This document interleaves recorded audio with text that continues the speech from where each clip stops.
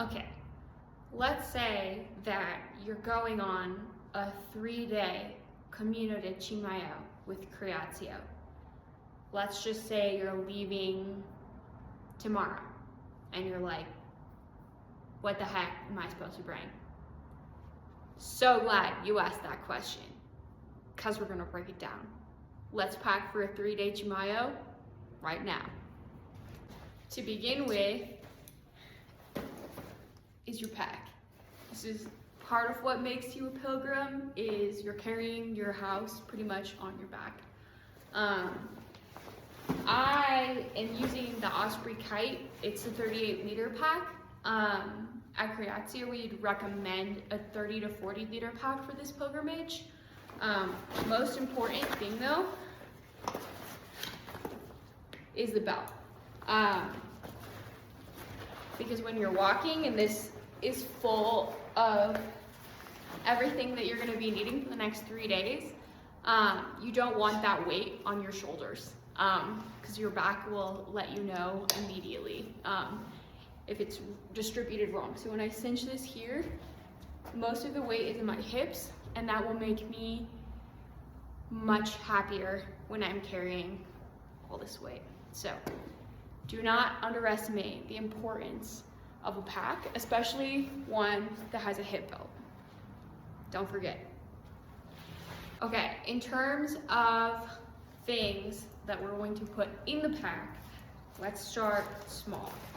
This is my toiletry bag. It's in a 6-liter dry bag. You can get them from Sierra Trading Post. I just like it because it fits really nicely in the pack, and it's waterproof so it won't get wet. What I have in here are face wipes, sunscreen,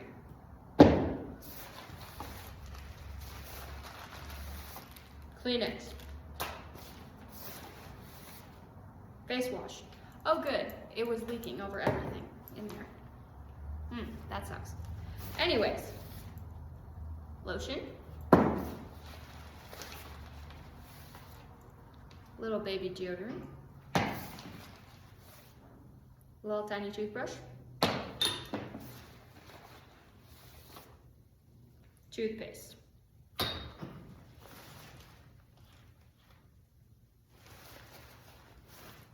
then I have an extra hair tie, just for the heck of it.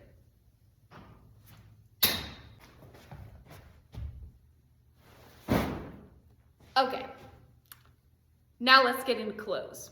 Starting with base layer, I have 1 and then 2 dry fit t-shirts.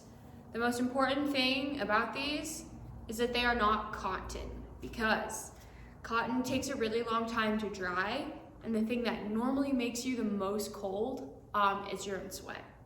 Sometimes we like to be a little bit dramatic and say cotton equals death, which is a little bit extreme for Chimayó purposes.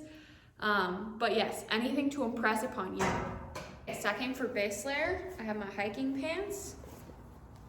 They're great, they're fun color, they have a lot of pockets.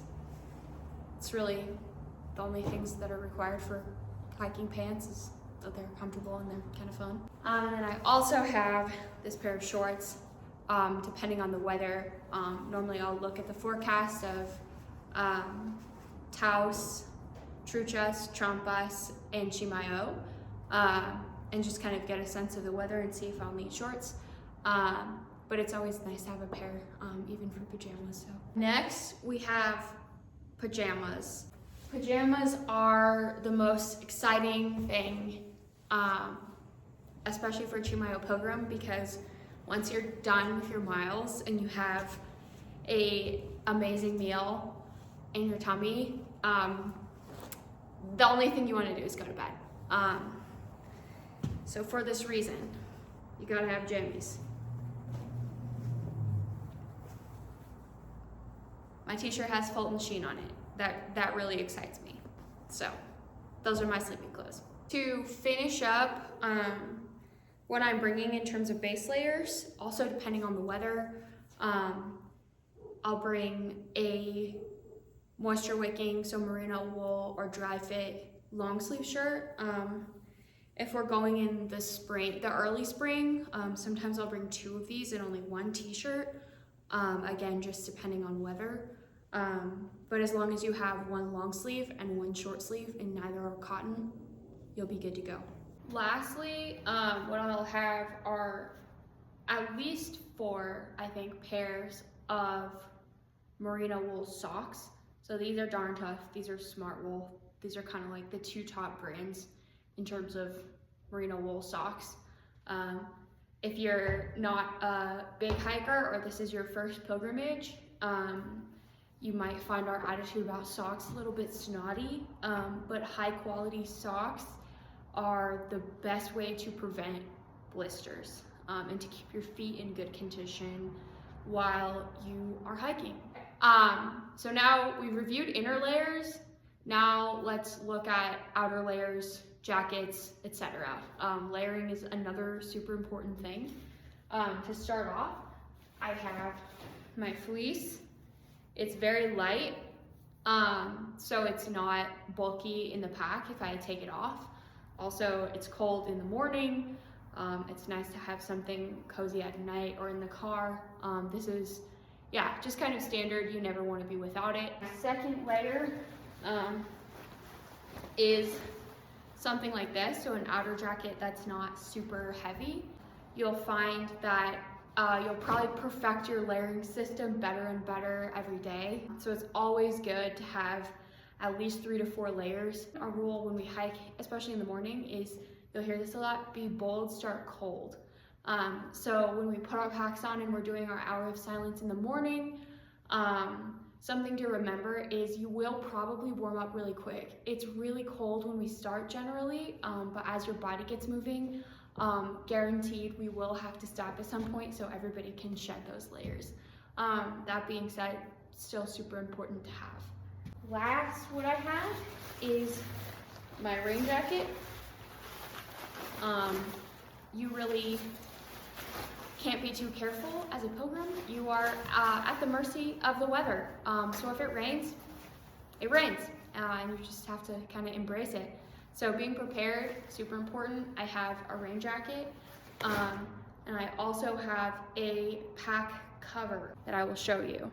Okay, here is my rain pack cover. It is attached to this little compartment in the bottom of my pack, but essentially it just goes around the whole pack, like a cute little rain jacket for your backpack. When I first started thinking about all this pilgrimage outdoor gear, I was really confused as to why they don't just make the pack itself waterproof. And the answer to that question I learned is, in order to make the pack waterproof, they would have to make it substantially heavier than it is already. And once you get your full pack on for the Chimayó pilgrimage, you'll start to understand and appreciate a little bit that the pack itself isn't as heavy as it could be. And now to the most important thing, arguably, that you will need on your pilgrimage is your shoes. First, we have the shoes you'll actually be hiking in. At Creatio, we really recommend that you bring or invest in a pair of trail runners as opposed to hiking boots. Hiking boots are not as breathable, and the pilgrims that we see bring hiking boots generally tend to end up with more blisters when all is said and done.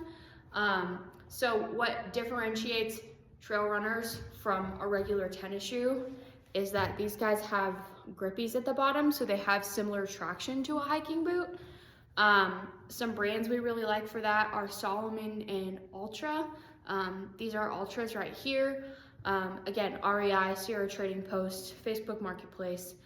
These are definitely something that's gonna be worth investing in. Second are your after hiking shoes.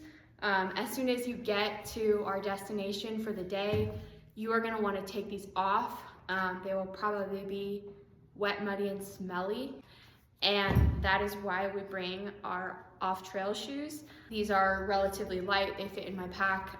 They'll let my feet kind of air out and breathe when I'm done hiking for the day, so that my only option isn't just to wear my hiking shoes around all day. Now some more miscellaneous things. Right here, I have Body Glide, or any kind of thing that helps with chafing. I have my electrolyte tablets. These are also huge. Creatio will provide you with a couple, but it's always really nice.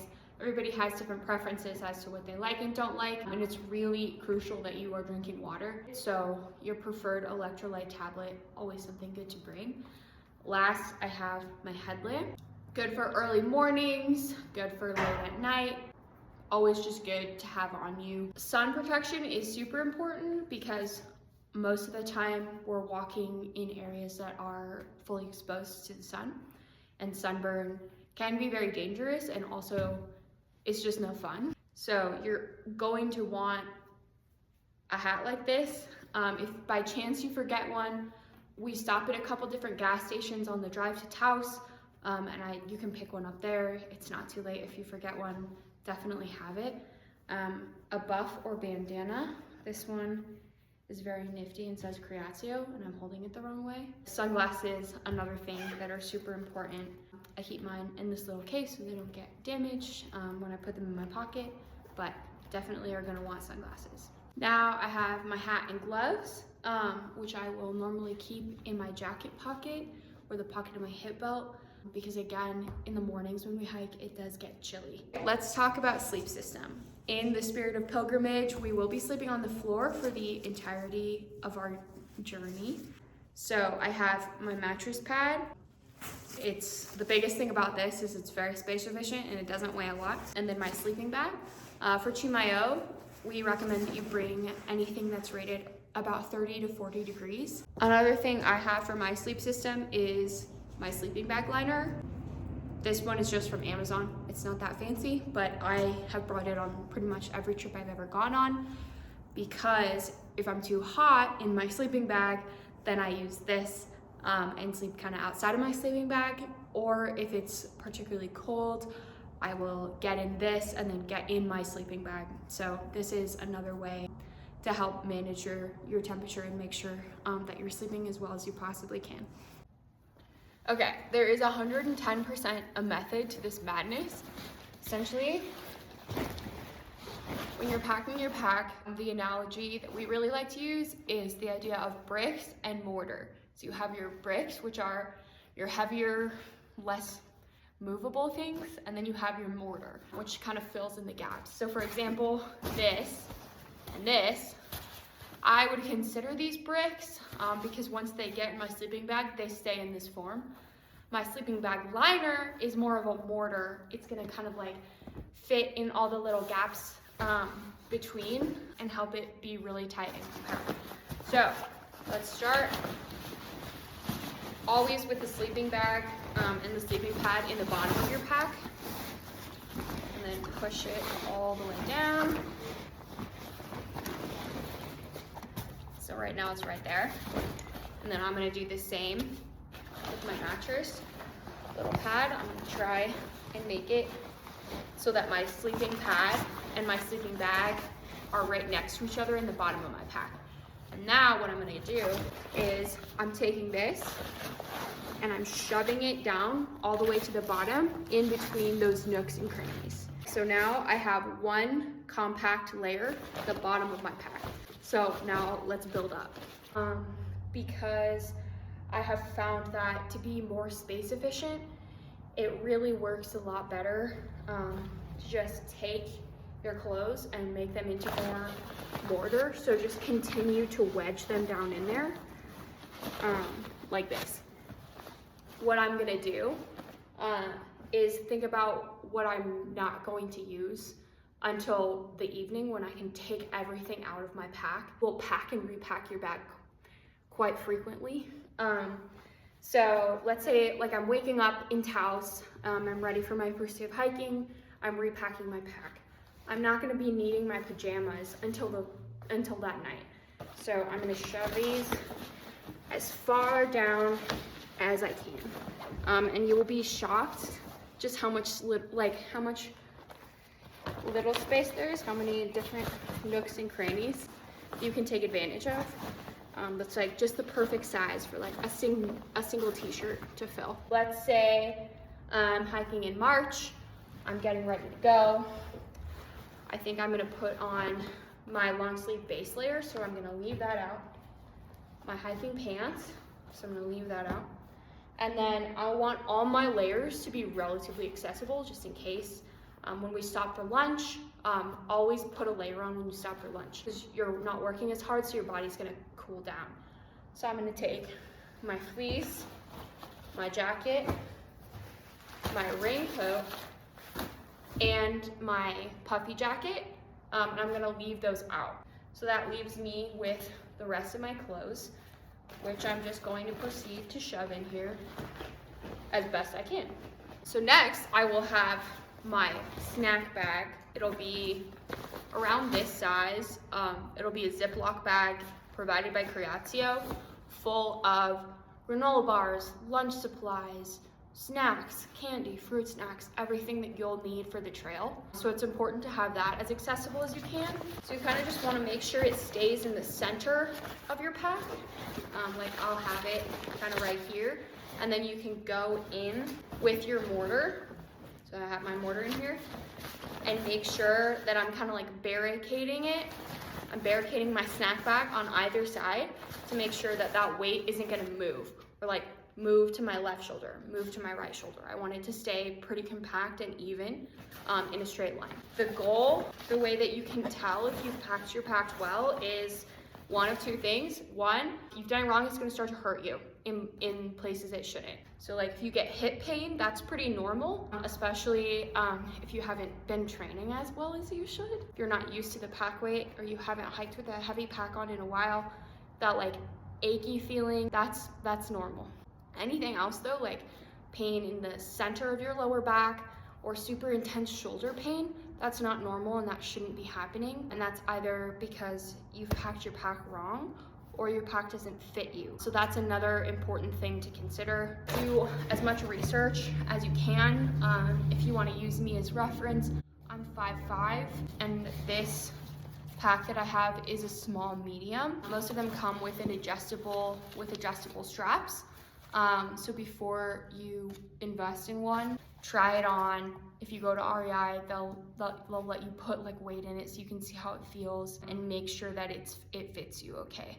And the way that you will know that it fits you okay is the hip belt is long enough and secure, and the pack is not hanging off of my shoulders. I can latch it around my waist and know that my hips are taking most of that weight. So the shoulder straps don't need to be super cinched around my shoulders, because remember, the majority of the weight is gonna be carried by your hips and not your shoulders. If I have this on me, and I'm tightening it, see there's a little bit of space. You can kind of see that space back here. I can fit 3 fingers back there. If I could fit more, then I would probably look into adjusting the straps, adjusting where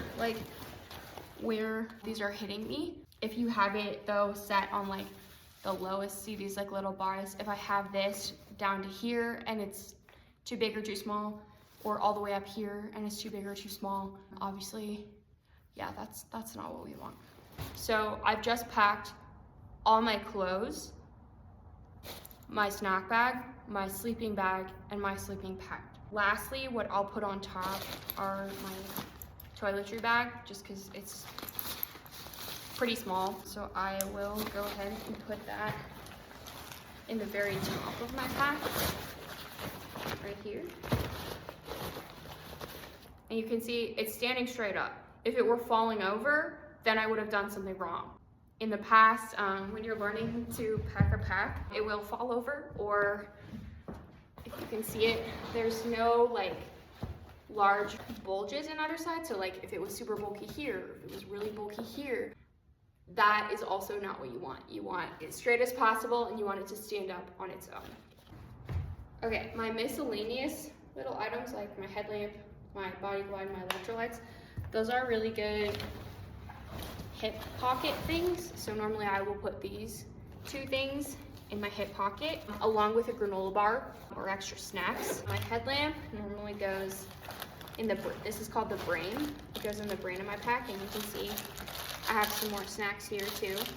My outer layers I will probably keep in this outside part of my pack, just because if rain comes or if I do get like unexpectedly cold, maybe like we're walking downhill, I like to have these here so that I can just turn around and ask someone to reach out and pull it out for me, and I don't have to like go digging around for anything.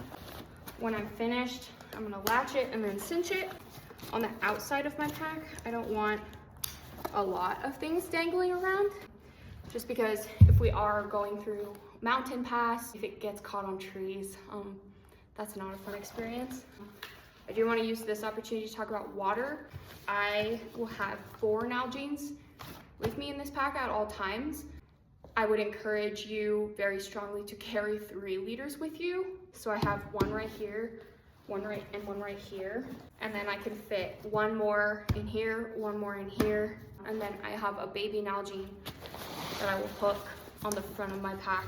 Normally I just use that to put my electrolytes in, and I like to have it super accessible to me. Like, look how cute this is. It's so cute. Yep, and then I'll have 2 more.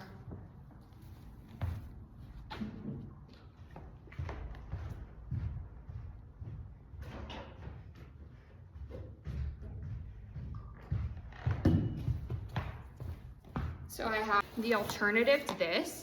If you don't have 4, 5 Nalgene's, or you will drink more water if you use a water bladder or Camelback, that's also perfectly fine. Just make sure that you have a backup. A lot of times they break or rip, and then that's kind of a bummer and a concern for us because we want to make sure you're getting enough water. That's part of the reason I have so much water. This might seem excessive, but you can't afford to have anybody not getting enough water. And then my sandals, I normally like to put either in this front pocket or right on the bottom of my pack, and then kind of putting the last things together before the pack goes on. So I'm gonna have my gloves and my sunglasses in here, in this little hip belt pocket, so that they're easy to access. I have in these hip pockets, I have my granola bar, my body light, my electrolytes. If you have like a small thing of sunscreen, that's always good because I always forget.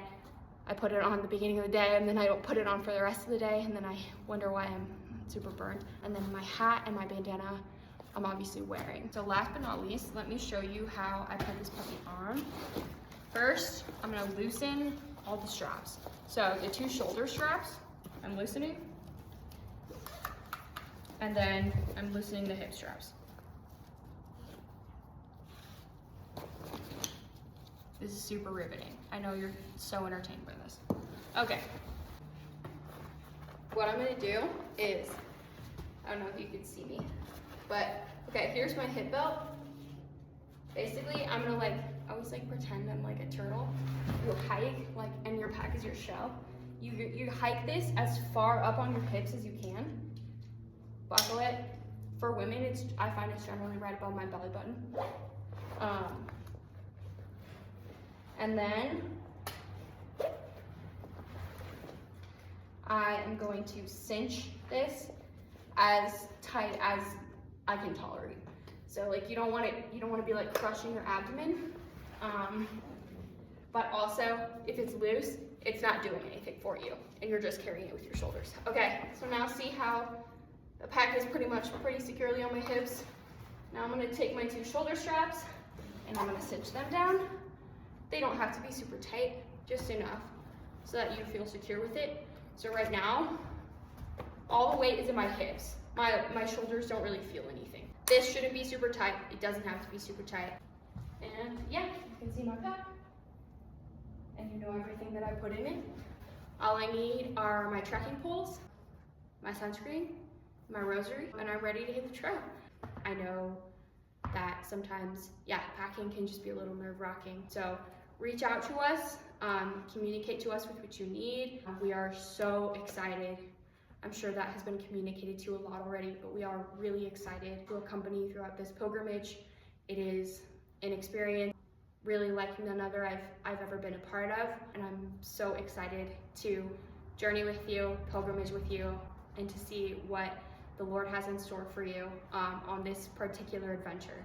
So on that note, let the adventure begin.